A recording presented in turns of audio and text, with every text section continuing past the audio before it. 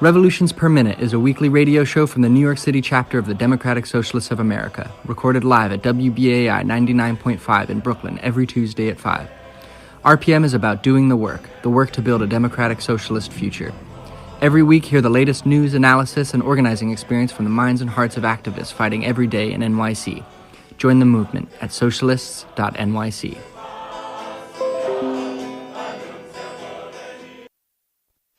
Yo, it's good New York. You're listening to Revolutions Per Minute on WBAI 99.5 FM. We're a socialist radio show and podcast for members of the New York City Democratic Socialists of America. NYC DSA is the biggest chapter of the largest socialist organization in the United States. We are run by our 5,500 plus members and organizers who are working together to build democratic socialism in all 5 boroughs.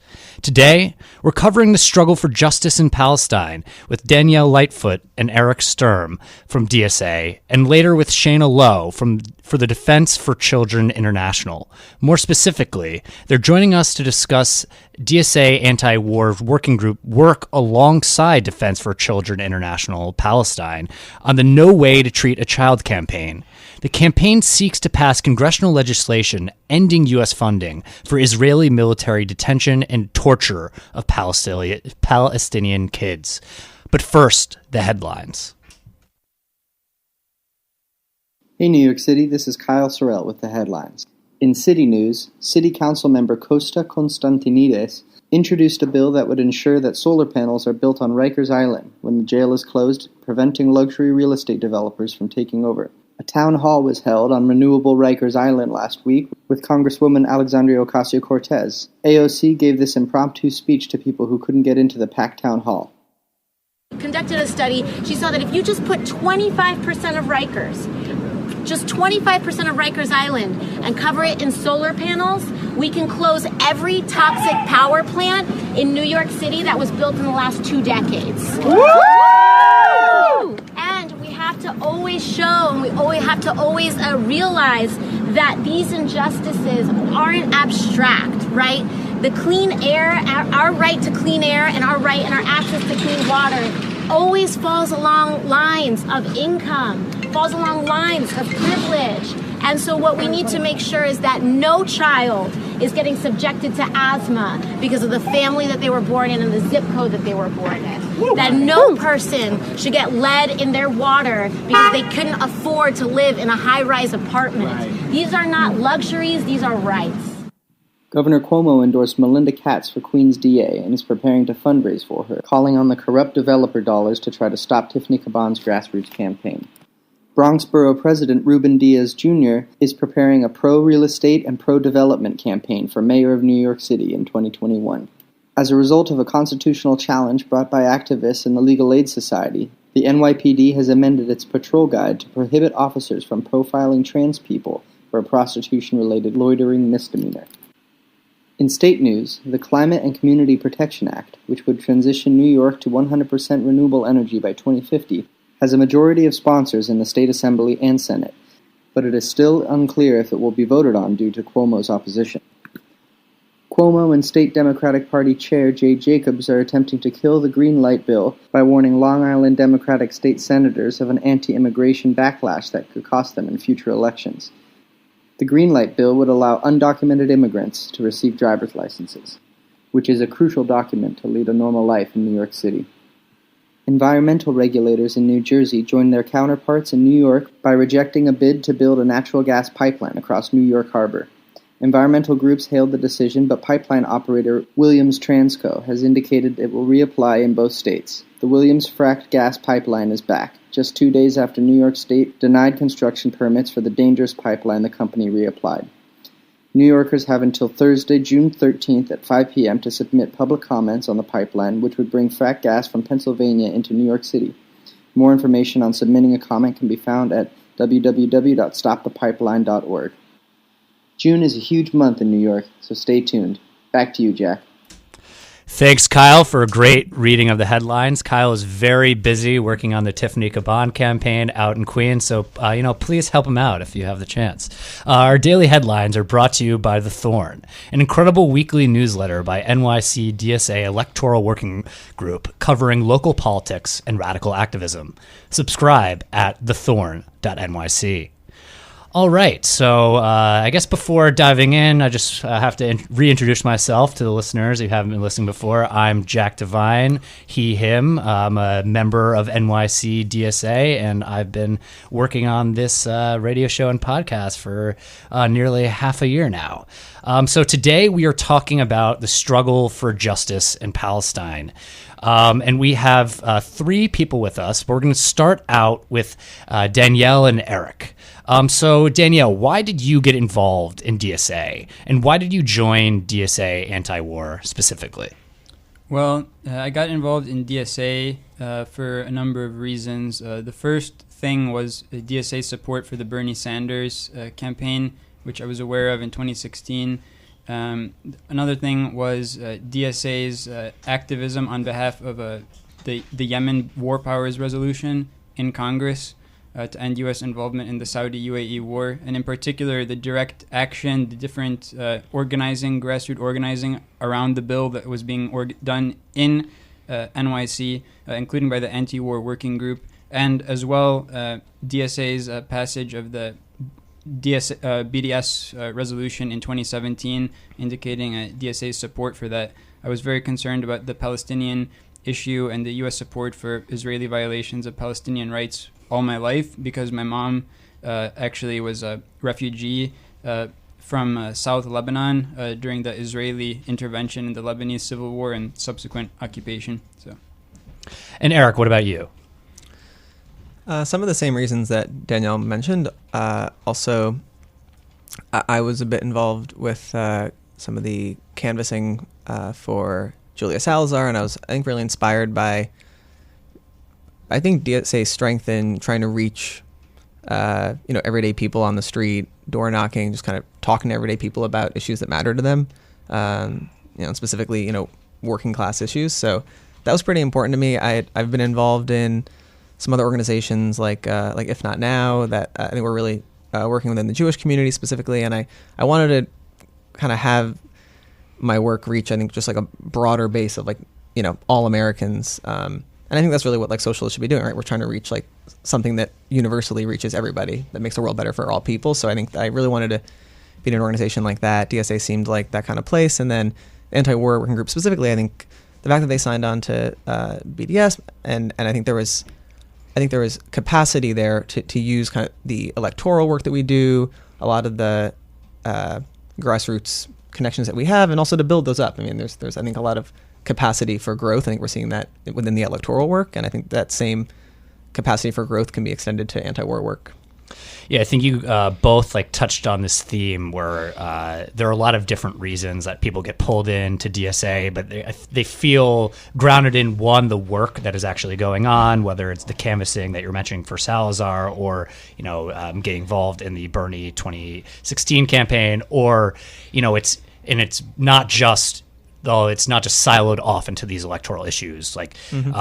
Anti-imperialism is a really critical front of struggle for socialism, obviously as a principled struggle, but also it really draws in people who have particular experiences of oppression from these forms of colonial violence. So why should people care about the struggle for justice in Palestine? How does it affect them? This is both a moral question, but I think it also, because of a socialist analysis, reaches beyond that. So either of you want to give that a go? Yeah, I think one of the reasons that we should care as Americans is that the U.S. has been playing a crucial role really for the better part of the last 50 years in the Israeli occupation of Palestine and the other violations, that arise from that, some of which we'll get into, I think, detail later. And I think specifically the U.S. military aid going to Israel, it's by far and away the most military aid to any country. And you're talking about a country that is itself producing nuclear weapons, that is an arms exporter. So there's even questions of why are we even giving them military aid to begin with, even beside, the violations.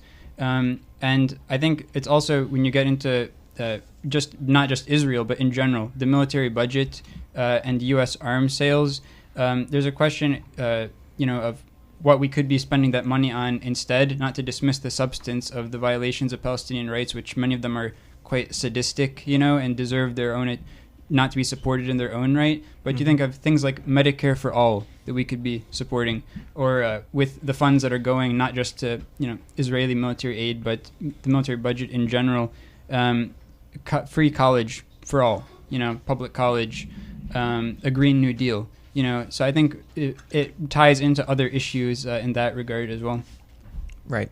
I would pretty much agree with that analysis. When you think about, I think, $3.8 billion a year going to the Israeli government, you have to think, okay, what's the Israeli government doing? And when you see this expansion of settlements, right, like people are being killed in massacres in Gaza, when this is how the money is being used, I think the reasonable question is, why are we continuing to allow this? If we have some type of democratic process where we can try to, influence our government, influence how our tax money is spent, shouldn't be going to this. And so I think that's kind of on a, we want money going towards things that benefit us. And then also we don't want our money being used to, kill people around the world and, harm people, detain, innocent people. So I think there's, people often say, like, oh, well, it's hard to get people to, think about like anti-war things because it's not really like self-interest. It's like, oh, it's people over there. How do we get people to care about that? There's an element of truth to that, because I think people have to realize, okay, this isn't affecting me in my, in my backyard. This is affecting people. Maybe I don't know them so well, but I think the principles are like, we don't want to, support these kind of things, but there is a direct relationship to, this is money. There's only so much money we are spending. We either increase taxes on the rich, which we should do, but we also need to, the money that we are, collecting, how are we using it? Yeah, I think the question of resource allocation is definitely at the center of this. And I think the relationship between the U.S. state and the Israeli state is emblematic of the way that resources are distributed in our society, and that the focus is on generating more and more wealth and power for the already empowered forces in our society. Like in the United States, the military-industrial complex benefits immensely from the relationship with the Israeli state. But in that relationship and that power center of the military-industrial complex means that resources, both from the government's budget, but also in general in our society, the way that things are structured, the way that private capital has so much power, is that it pulls more and more resources into their sphere, and also shapes the way that our university system allocates its resources, so that more research is done for militaristic aims rather than developing technologies that have a positive use for the billions of people around the world rather than the capitalist, imperialist ruling class. So I think, and there's so many ways that this is a critical front for socialists to struggle on. Obviously, it's a moral question about the horrors that Palestinians are facing on a day-to-day basis, and we should oppose that for that reason in of itself. Right. But it's also about the way that power is structured and organized, and how this relationship is critical to the U.S. empire's domination of the world. So is there anything that either of you would like to add to why this is such a critical front for socialists? And if not, I'm happy to move on to we can't give a deep historical analysis of the situation there, but how did the Israeli state come to violently dominate the Palestinian population? And can you give a brief overview of how we got to this point and the role of the U.S. in that? I know I just asked a lot of questions, and we can break it down one by one. Yeah, well, I mean, I think there's the shortest way you can break it down is going back to 1948 when Israel was founded. You talk about the expulsion of the Palestinian refugees. I mean, that is still one of the outstanding issues today that the BDS movement and Palestinians broadly, even the government officially, the official line is that's a concern. And the U.S. has been, ever since it's been the lead benefactor of Israel for the last 50 years, has been adamant that it doesn't support the Palestinian right of return, which is a right that is guaranteed to all refugees under the Universal Declaration of Human Rights. So this is supposed to be a principle that we were fighting in World War II, to prevent happening in the future. So rather the denial of these rights to be ongoing in the future. And so the U.S. has played a critical role in preventing Palestinian refugees from being able to return to Israel, basically since post-67, when it became the main supporter of Israel. So that's a crucial thing. The other thing is just, you look on the international arena on a diplomatic level, the U.S. has basically been, you talk about the UN Security Council resolutions. There's a lot of, you could debate whether, most people would say that, whether the international institutions, even if, the U.S. was supporting, say, resolutions saying settlements were illegal, whether any actual action would be done to prevent Israeli expansion of colonies, in the occupied Palestinian territories. But what you can say is that the U.S. has been the only country that, even from a rhetorical level, has been so adamant in saying, preventing, especially in recent years, it's gotten worse under every presidency, basically since Carter, preventing condemnation more proportional to, the kind of violations of Palestinian rights that the Israeli government is visiting. And that includes, like, today, you're talking about under the Trump administration, refusal to even consider an investigation of, the Israeli massacre of peaceful protesters, in the occupied Gaza Strip, where there's been just a brutal blockade, for the last over a decade now. Just policies like that, it's just, you wonder, like, what purpose that can possibly, serve. It just almost comes across as sadistic, designed to crush the collective spirit of the Palestinians. And, whether Israel would be able to get away with that without the support of the U.S., so probably would be impossible, at least as on the scale that they're doing it. Mm-hmm. Yeah. And I would just add that I think the Trump administration has allowed these things to, just accelerate. There's already been a trend going back, like we said, since at least, 67, at least since there's been a consistent trend under several administrations, but things have accelerated a lot under Trump, I think is what I'm trying to say.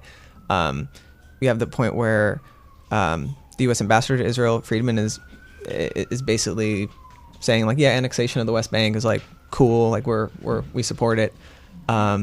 Whether that's, like, the official U.S. line, it's like, oh no, like we can still say, oh, we support two-state, but essentially in practice, the Trump administration is doing everything from moving the embassy to Jerusalem, kind of, stating that, Jerusalem is, like, de facto capital of Israel, defunding,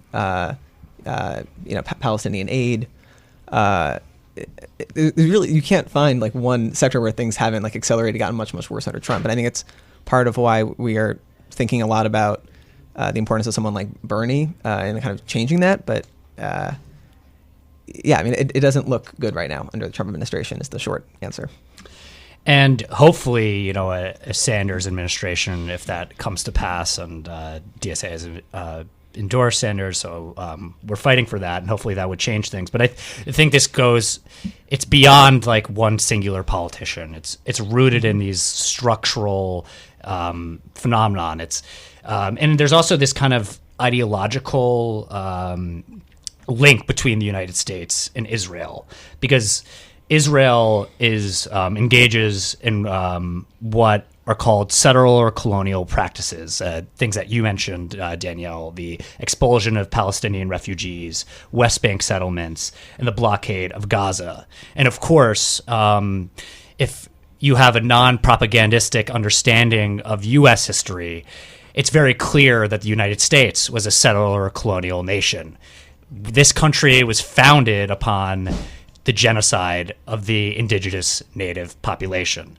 The white people that live here in this country now did not live here 500 years ago. There was another group of people that had the land, had their own practices, and they were eliminated in war. So and Israel is founded upon these similar principles. And they're not the only two countries. You can root this in places like South Africa as well. Canada, Australia, Most New of Latin Zealand. America. I mean, it was a deep practice of the British Empire, and then Israel, in a certain sense, is continuing that tradition, and in some ways it's actually linked to the collapse of the British Empire. We don't have time to dive into that. But why is this like conception of settler colonialism so crucial for understanding the occupation, the direction of the Israeli state, and its relationship with the United States? Well, I mean, I would just say, I mean, if you want to understand what the goals of the current Israeli government are, I mean, one thing is to know the history that, you know, it is a colonial society, and the history of the expulsion of the Palestinian refugees, the ongoing blockade in Gaza, the settlements in the West Bank, and so on. But I mean, you can also just look at what Israeli officials say. I mean, they're very transparent. You know, the Netanyahu government campaigned on annexation of the West Bank. Right. You know, so there is a project of creating a greater Israel encompassing all of the historic Palestinian territories, and even, I mean, also the Golan. And I mean, who knows? I mean, if they're not going to stop there, who knows where it will end? But there's this basic project of creating a greater Israel that I don't know if Americans, how apprised they are of that. I think there is still a notion that lingers, especially more in, I think, the Jewish community, maybe, that has actually more, you know, an education of this from a younger age, but that Israel is kind of a social democratic sort of society, humble kind of, you know, which there is a tradition of that within Israel, but I think it's that is not the other side of it, you know, the history of the settler colonialism and the ongoing, the changes that have actually Israeli society has undergone toward a more even far right from what it was, even in the, you know, 60s or 70s or in the earlier period. You can't understand where the current administration in Israel, government, is going without knowing about this greater Israel a project, you know. So from that level, if you want to know why all these atrocities are happening, you know, that it's key to coming at it from that angle. Right. And I think just that, you know, these are tactics that are used by a lot of countries. They're not unique. You know, the idea of, you know, setting up settlements or colonies, whatever you want to call them, that, you know, slowly expand to take more and more land. I mean, it's not a mystery. This is what our own country was founded this way. Lots of countries do that. Destiny. So. Yeah. So I think that these are, I mean, in a way, these are almost normal things. You know, these a lot of countries do that. Thing is, we can do something about it right now, right? Like, you know, we're basically funding it. We're allowing it to happen. So the difference is we can stop it, you know, and we have responsibility to. And yeah, I mean, I think actually a lot of it is, I think, rather simple. I mean, it just, countries want, you know, more resources. They want more, you know, control over, you know, labor. They want, if they can divide a population along ethnic lines, easier to control people. I mean, these are things that like every imperial power has done. So, it informs what you know, how you understand the issue. But I think, what, you know, the real question is, okay, if there's settler colonialism, what do you do about it? You know, and I think about the same thing with like when you're talking about like native rights in the U.S., right? Like, it's one thing to say, okay, the U.S. is a settler colonial, you know, state. It's you know, it's basically illegitimate. Okay, it might be, but we have the U.S. here, so what are we going to do? Like, maybe we can support things like the Standing Rock protest or something like that. And that's kind of the approach that I think we have to take is, we know these practices are occurring. What can we do to end it? And there's specific campaigns like No Way to Treat a Child or something that are maybe our best steps forward.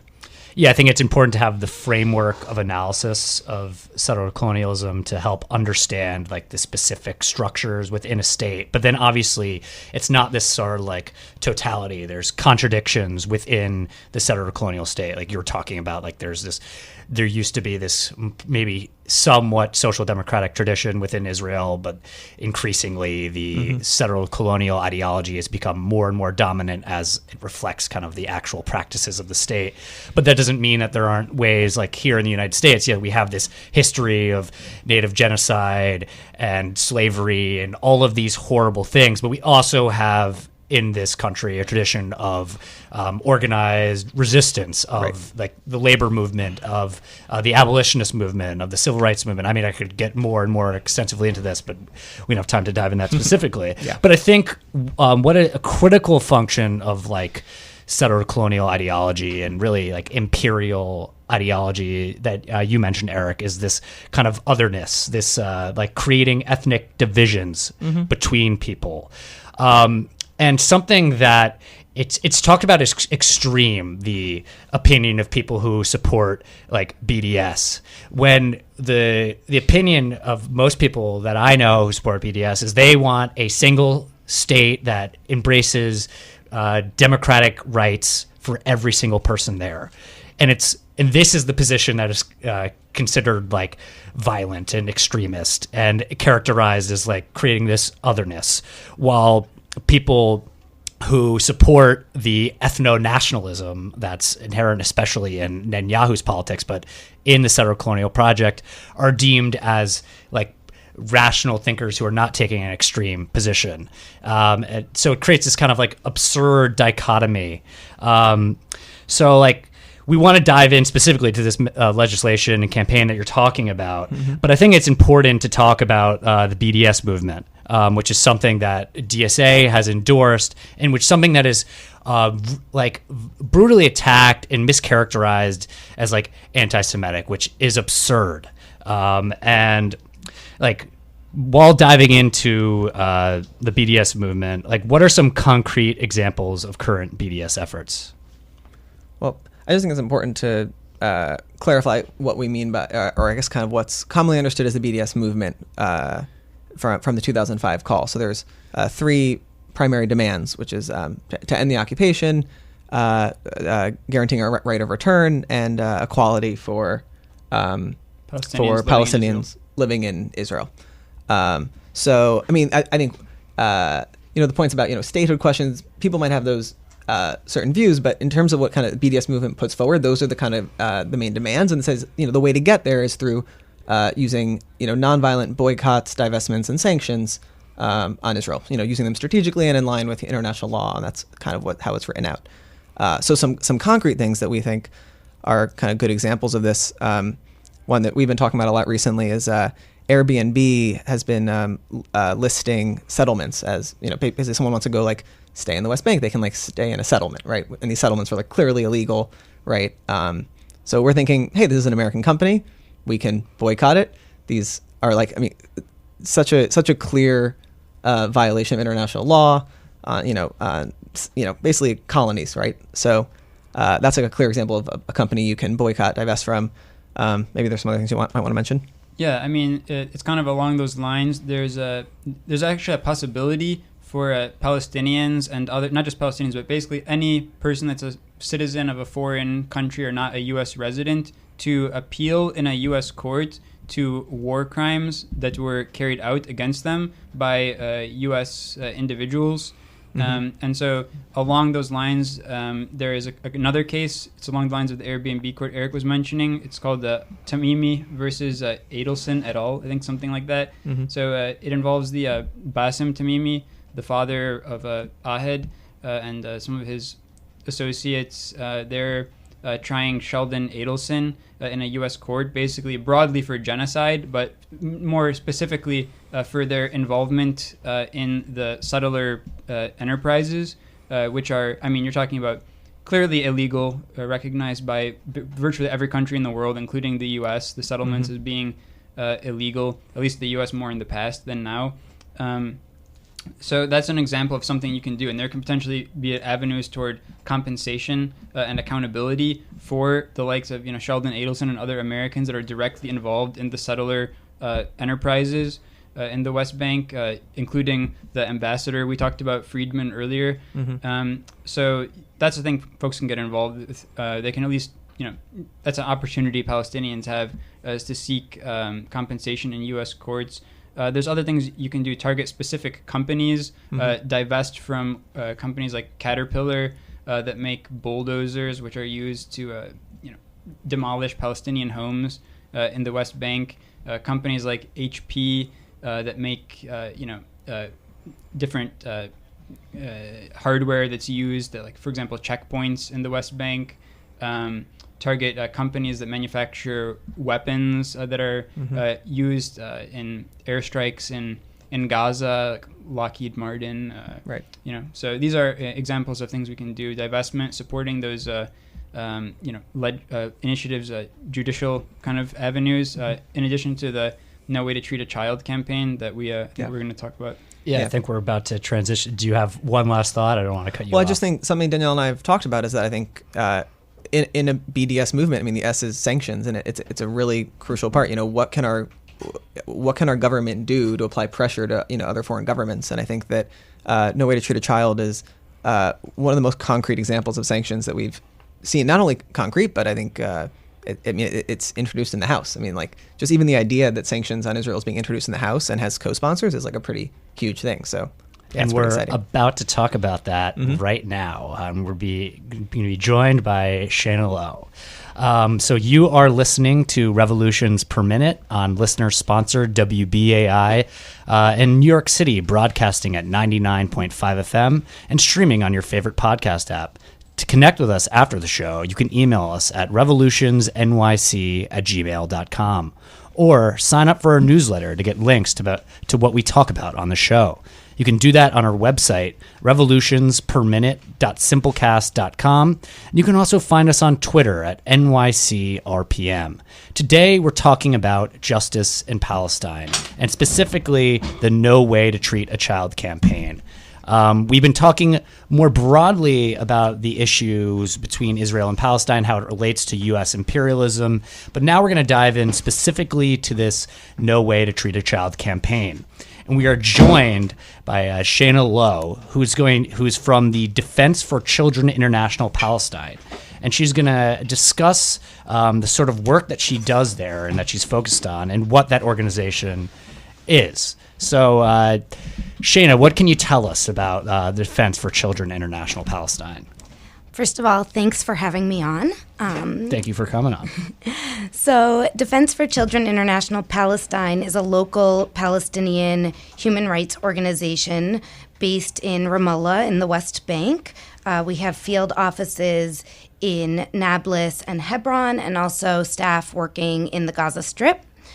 We were established in 1991 to provide legal aid to Palestinian children who were being arrested and detained by Israeli forces and tried in their military courts. After a period of time, we recognized that we were hearing the same stories from these children and recognized that the violations that they were describing to our attorneys were widespread, systematic, and institutionalized. And so we expanded our mandate and began documenting violations against Palestinian children committed by Israeli forces, in addition to our work with children in prisons. We also document all child fatalities as a result of the crisis in Palestine, Israel, and also maimings and other injuries committed by Israeli forces and settlers. We also have a portion of our organization that focuses internally on children's rights in Palestine and engage with Palestinian elected officials, and not so many elected officials, but also Palestinian leadership to try and improve protections for children living there as well. So what is happening in Israeli military prisons, and how is the United States directly complicit in the imprisonment of Palestinian children? Yeah, so I'd like to just start by talking about what the experience that most Palestinian children who are arrested and detained by forces experience. So nearly 50% of the children who are arrested by Israeli forces are arrested in night arrests in their homes. So what that means is that typically the Israeli army will come, knock on their door, a number of soldiers in full military combat gear will enter a Palestinian home, bring together the whole family, and arrest a child. I'm talking about children ranging in age from 12 to up to under 18 years old, so up to 17. These children the majority of these children are blindfolded. Their hands are bound, usually behind their backs with one zip tie, and then the children are put in the back of a military jeep, which is where the majority of the abuse that they face takes place. The children that we work with, up to close to 75% of them have reported that they experience physical violence. This includes beatings, kickings. Most of the kids are thrown on the floor of the military jeep and really taken on a rough ride. Their family doesn't know where they're going. A warrant is rarely presented. And these kids, for a period of hours, they're basically lost. Nobody knows where they are. Attorneys can't find them. They'll typically be taken to Israeli settlements, to police stations there, before they finally end up at one of the military prisons where they're subject to interrogation. The vast majority of these kids are charged with crimes such as throwing stones or Molotov cocktails.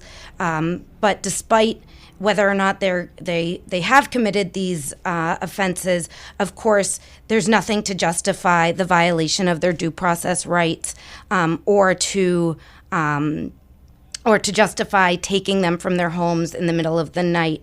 The Convention on the Rights of the Child, of which Israel is a signatory, actually says that detention should be a last resort and that the best interests of the child should be considered. Obviously, pulling a terrified child out of their bed in the middle of the night is not taking into account the best interests of the child. From that moment on, the child knows that they no longer have a secure home and that even their parents can't protect them. Yeah.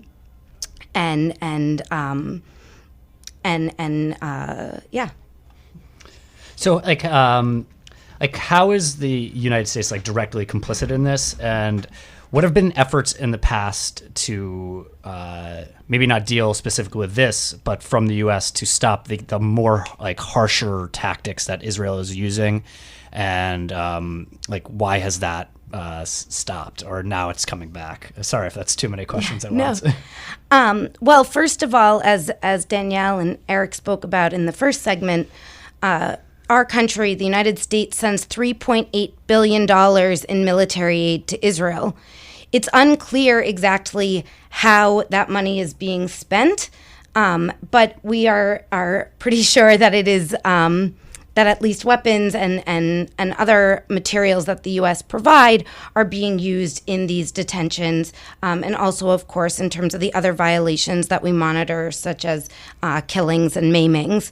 So prior to the bill that we're going to talk about today, the piece of legislation, Betty McCollum actually introduced another bill in the 115th Congress, H.R. 4391, and that bill actually was a little different from the bill she's currently introduced, and that focused on a certification and reporting mechanism in which the U.S. State Department was to be required to certify that none of the U.S. military aid that was going to Israel was actually going towards the abuse of these children that are being arrested and tried in Israeli military courts.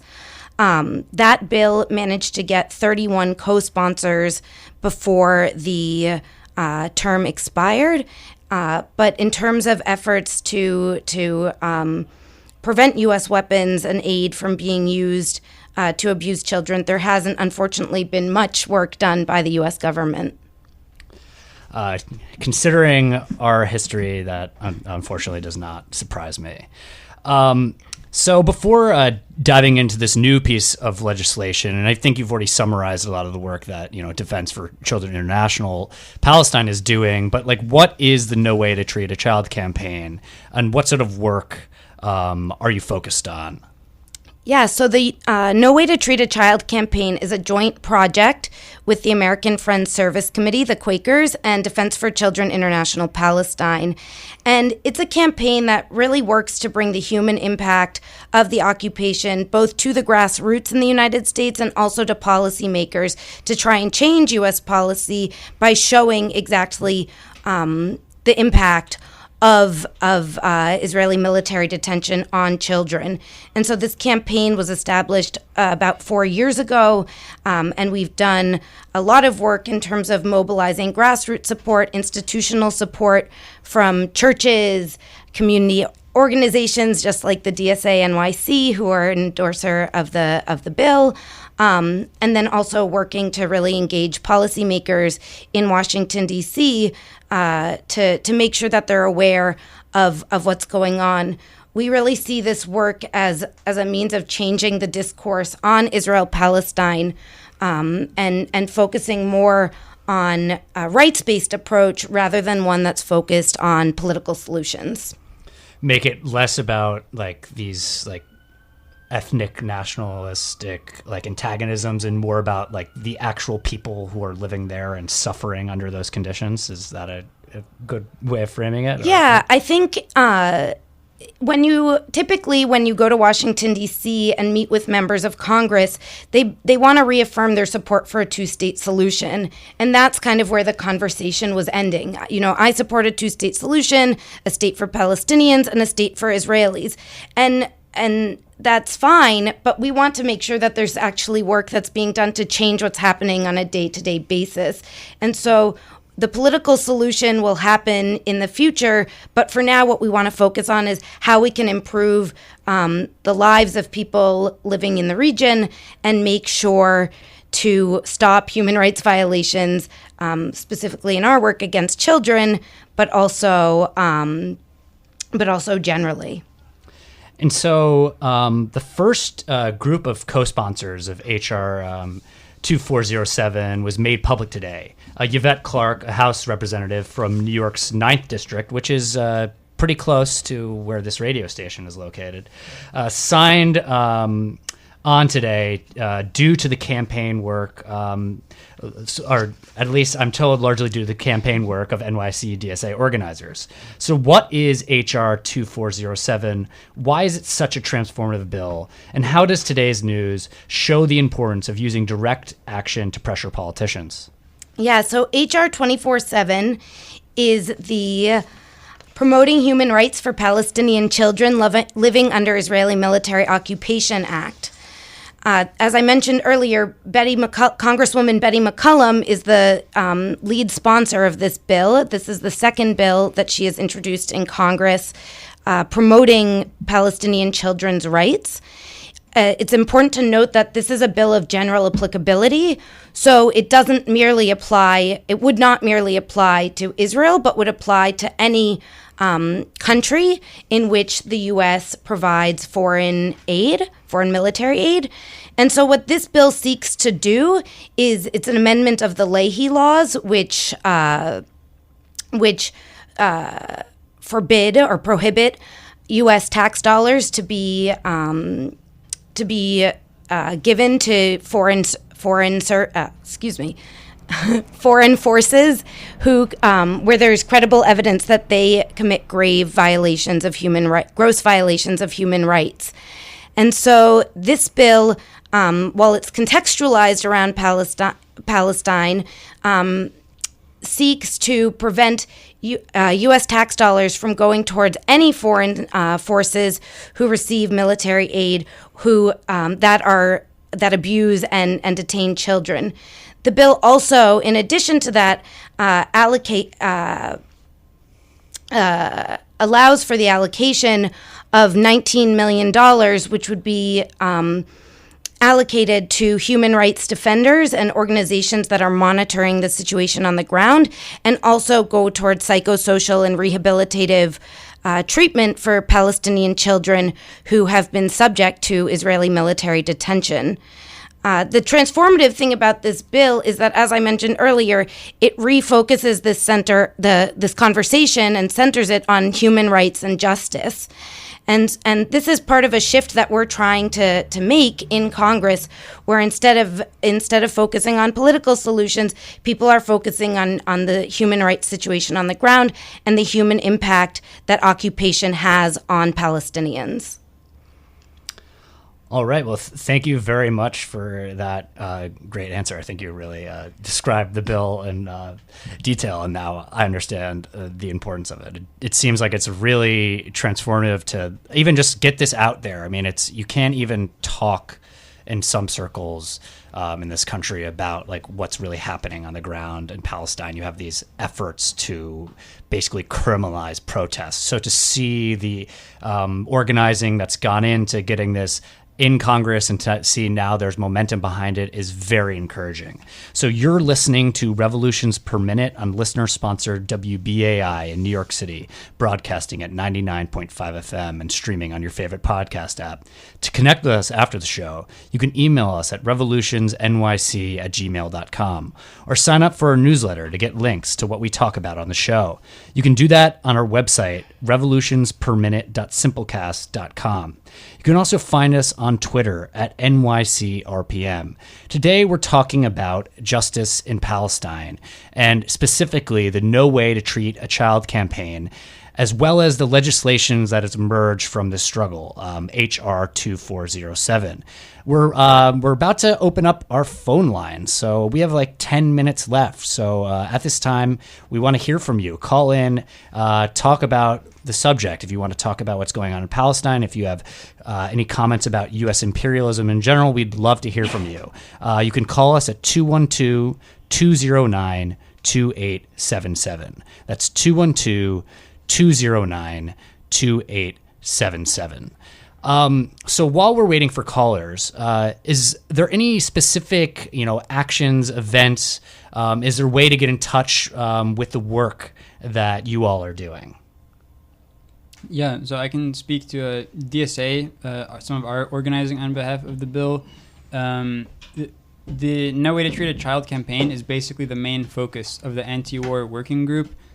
Folks that are interested in getting more New York members of Congress to sign on to the bill, which there are none except for Yvette Clarke, and we have, I believe there's 12 other representatives in the New York City sort of area. If folks are interested in getting involved in some of our other advocacy to get them to support the bill, they can attend our next Palestine committee meeting that is going to be this Wednesday at 6 p.m. In Manhattan at the Think Coffee on 8th Street, or 8th Avenue and 14th Street. And they can also attend on the 22nd of June, which I believe is a Saturday. We are going to be petitioning on behalf of the No Way to Treat a Child legislation at the Smorgasburg Fair in Williamsburg, 1 p.m. in Brooklyn at 1 p.m. And Shaina, before we get to your information, I definitely want to have people be able to connect with you and your organization. We have a caller live. Hey, caller, you're live on Revolutions Per Minute. What's your question? What's your comment? Yes, hello, RPM. I heard somebody once say, I have two things to point out. I once heard somebody say that this government in Israel now, it used to be called the secular Zionist government, and then they call it the democratic government, democracy. But what people don't realize is that this is an ongoing process, and it ultimately culminates in what could be referred to as the Jewish theocratic kingdom of Israel. And anybody who stands in the way or is disturbed by this is going to be more and more disturbed, because there is no God but the God of Israel. He gathers in his people, and he actually laughs in your faces. That's all I really wanted to say. I think thank you very much for your call. I think there definitely is a really disturbing trend of ethno-nationalism, and it's in Israel. I mean, it's always been there. Zionism is inherently an ethno-nationalist ideology, but it's become increasingly militant, increasingly violent, increasingly organized around occupying and expanding its territory. And I think there are some theocratic lines you can draw there, but I think it's much more important to think of this in terms of imperialism and capitalism, that this is about the expansion of this sort of Western white supremacist ideology that Israel is an extension of what's been going on for centuries, which is the expansion of capital and the expansion of empire as a form of dominating the world and centralizing and concentrating wealth and power in the hands of a few people and state entities. And Israel, in many ways, is a client state of the U.S., which is, as I would imagine most people listening to the show know, the most powerful imperial force in world history. Do we have another caller live? Yeah. Hey, caller, you're live on RPM. What's your question? What's your comment? Hello. Hey, how's it going? What I would like to say is that I agree with practically everything that you say, except for one thing. The strategy ends up being essentially begging the ruling class, begging the capitalist class to please be nicer. And as far as the United States is concerned, that means begging them not to be as imperialist as they are. Because, as I've said before, because I've talked to your guest last night, it is a matter of the United States is the imperial power, and when Israel does something, it's really the United States doing something. So if we need to boycott something, we need to boycott the United States. And that might sound absurd, but it's actually the reality of the situation. Now, as a matter of propaganda, I do not mind the BDS movement, but it really does amount to begging the imperialists not to be imperialists. Well, thank you very much for your call. I think there are real strategic questions that we have to deal with here. I don't know if any of the three of you would like to respond to that in particular. Yeah, I mean, I'll just say, our legislative strategy, first of all, the question is, given, and this is also in response to what the last caller said, given that, the U.S., Israel is a client state of the U.S., the question is always, what can we do about it, right? And I think with regard to the No Way to Treat a Child strategy, supporting the campaign and the legislation, the strategy is not simply to go to legislators and say, hey, please, embrace the bill. That's not the only thing we're doing. Part of it is also about building, and I mentioned it earlier with regard to the Yemen campaign. It's not only the Palestine campaign we're working on. We're trying to work with community organizations in the Palestinian and Arab American community, the broader anti-war community, to build a broad-based movement that's going to end, U.S. support for humanitarian violations and regimes visiting war crimes, and even in some cases the U.S., directly visiting war crimes abroad. And that's part of what we're doing. So working with community organizations, it also involves, changing the kind of conversation around these things in public. We alluded to it earlier. A lot of people don't understand, actual policies Israel's carrying on. They have this vague notion of it as a, democratic society, broadly benevolent, force in the region. They don't understand, the kind of murdering children on a beach that are playing hide and seek or soccer, or torturing children in military prisons, which has been going on, as Shaina talked about, on a systematic basis, really, for decades, ever since it's been even documented since the late 90s or early 90s, and probably even before, as far as we know. Doing legislative advocacy is part of a broader strategy, that I think we as folks trying to build not just an anti-war movement, but also, a movement to build a more decent, U.S. society writ large. I think that it's something that we need to embrace in DSA, and just as Americans, Mm-hmm. Yeah, I think it's viewed as a tactic in a much broader strategy. I don't think anyone here is under the impression that we can end U.S. imperialism and capitalism by asking our legislators to do that. This is a one tactic of consciousness raising, of specifically making material gain for people to stop funding of this specific act. And if there can be gains made in that way that can help build power for the anti-war movement, the anti-imperialist movement in general. But This is one means in a broader strategy, is my understanding. We have one more caller live. All right, we got one last caller. Hey, you're live on Revolutions Per Minute. What's your comment? What's your question? Hey, how's it going? My question is to you guys, why do you think all efforts to rectify or fix a situation like Palestine and the Middle East is always shot down so quickly and considered like anti-Semitic? Like any comment or anything pretty much always just gets shot down to anti-Semitism. Why do you think that is? Like, what kind of pull do you think Israel has to make it seem like any kind of efforts usually get shot down and just boil down to anti-Semitism? I mean, I have a lot of responses to this, but I don't know if any of three of you would like to say anything.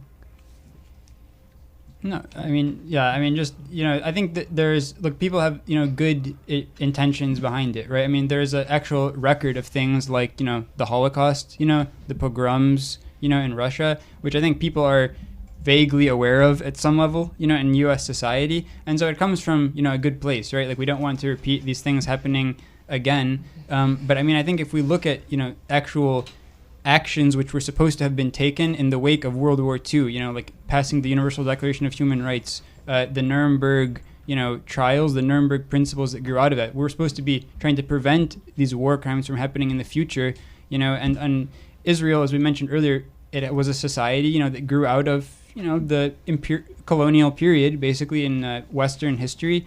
And, unfortunately, a lot of its history was colored with these kind of violations. And if we're, have consistent positions, we have to address that.